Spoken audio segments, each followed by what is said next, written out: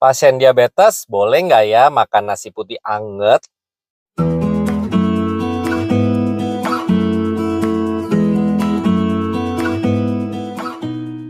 Jadi pada topik kali ini saya mau bahas pertanyaan yang sering diajukan pasien. Dok, saya ini sakit gula. Saya masih boleh nggak sih makan nasi? Istri saya selalu berusaha ngasih nasi dingin. Atau nasi putihnya diganti nasi merah. Atau diganti nasi apalah yang viral tuh di media sosial. Atau ada versi lain lagi, saya makannya yang biasanya 3 kali cuma 2 kali. Ada yang intermittent fasting, ada yang nggak makan nasi sama sekali. Nah, jadi sebenarnya gimana sih makan pada orang diabetes ya, terutama terkait karbonya nih, karena masyarakat Indonesia itu tidak bisa lepas dari yang namanya karbohidrat, itu udah turun-temurun, kalau perut nggak diisi nasi itu pasti nggak enak ya, saya juga gitu ya.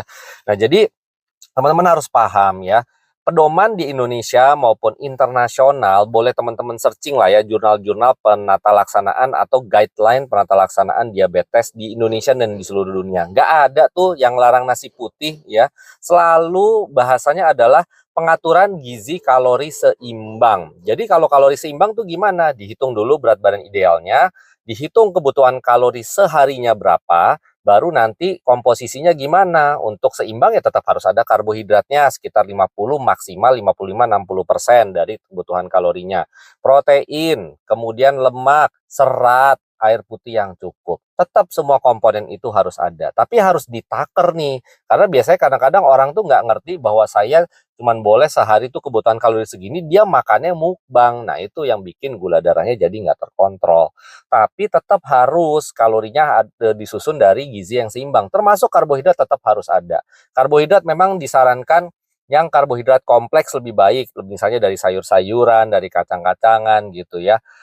Tapi kalau misalnya mau karbohidrat simple seperti nasi masih boleh kok gitu ya. Contoh ya, laki-laki dewasa seperti saya tingginya sekitar 170 cm, 172, itu kebutuhan kalorinya anggap sekitar 2000 kalori misalnya, dihitung dari berat badan idealnya.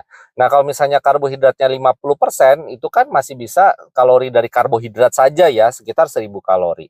Nasi putih satu porsi anget-anget nih, ngebul enak banget gitu ya. Itu kalorinya paling sekitar 200-an kalori. Ya, itu udah cukup karena nanti udah nasi satu porsi plus ada lagi sayurnya. Jadi kan makin kenyang ya, apalagi ditambah lauknya nanti. Nah, itu sudah cukup ya teman-teman untuk memenuhi kebutuhan gizi harian. Asal jangan nasinya jadi segunung gitu ya. Jadi tetap boleh nasi putih. Nah, sekarang kalau mau diganti nasi merah boleh nggak, Dok?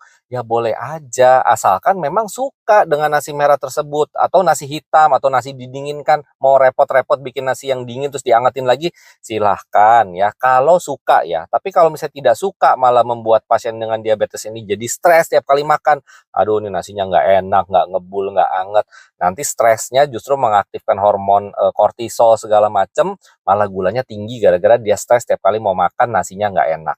Ya, jadi tidak pernah ada larangan untuk makan nasi putih anget-anget yang enak gitu ya buat pasien dengan diabetes. Tapi saran saya komunikasikan dengan dokter, diskusikan saya boleh makannya berapa banyak. Paling ideal sih konsultasi ke dokter gizi klinik supaya bisa dibuat rancangan menu dalam sehari. Ini nasinya takarannya berapa gram, berasnya, lauknya berapa banyak, itu yang paling ideal. Tapi ya udah, satu porsi wajar, satu mangkok yang nggak terlalu munjung gitu ya, itu masih boleh kok tiap kali porsi ya, itu standar, nggak ada masalah.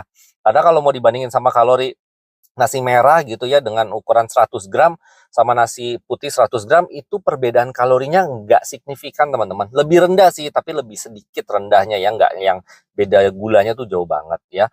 Terus juga untuk intermittent fasting, kalau mau dilakukan ya silakan. Cuman ingat, kita tuh makan kan seumur hidup. Apakah kuat untuk menjaga gulanya normal dengan cara makan intermittent fasting terus seumur hidup? Kalau saya sih nggak kuat, jujur aja. Kalau yang kuat ya silakan, nggak dilarang ya. Tapi kalau misalnya jadi tidak menikmati hidup, jadi tidak menikmati makan, perut mahnya jadi sering sakit-sakit, ya nggak ada tuh kewajiban untuk intermittent fasting atau puasa-puasa terus pada pasien dengan diabetes. Justru makanlah kalau di gizi seimbang, porsi terbagi, perutnya adem, mulutnya tetap bisa nikmatin, yang penting jumlahnya dijaga dan komposisinya diatur. Oke, semoga bisa lebih menikmati hidup ya para pasien-pasien dengan diabetes, dan jangan terlalu takut makan nasi putih, yang penting diatur porsinya. Salam sehat, salam waras.